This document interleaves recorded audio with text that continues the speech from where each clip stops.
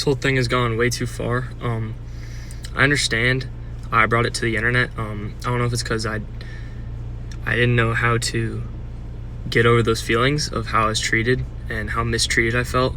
And I'm not excusing anything that happened in the relationship. It's absolutely not okay. And I do understand the side that not everyone needed to know. And I agree and I disagree.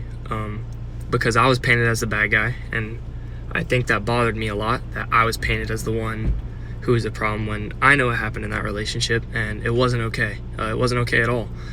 But her getting death threats and getting called all these crazy things is also not okay. I know it is my fault because I brought it to the internet, and I guess I should have assumed that would have happened, but all these things being said about her need to stop because, I mean, we've now talked, and I do see how much it's affecting her mental health.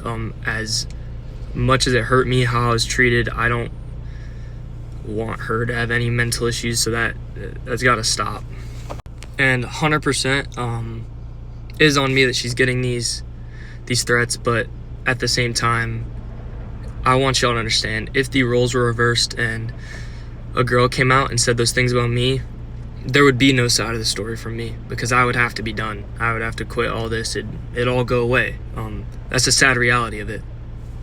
It would be absolutely unacceptable for me to do the things that happened to me, but no one deserves what she's getting.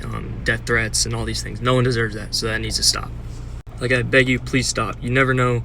I've been there before, and I've been in a situation where I didn't know. I was so mentally messed up, I didn't know what I was going to do with myself, and no one should be at that point, so we gotta cut that out, please. I beg, like, no more death threats or shaming or any of this. And I do know it is my fault that I came to the internet. I understand that. It's on me. But at the same time, it doesn't excuse how I was treated. It doesn't. And we're just gonna go on with our lives. Obviously, bridges are pretty burned. I just talked to her. We just want to move forward with our lives. And yes, me and Amira did have our issues, and she did apologize when we broke up, but I didn't like the fact that I was being painted in a bad light, which is honestly why I posted it. That's why I told y'all what really happened in our relationship.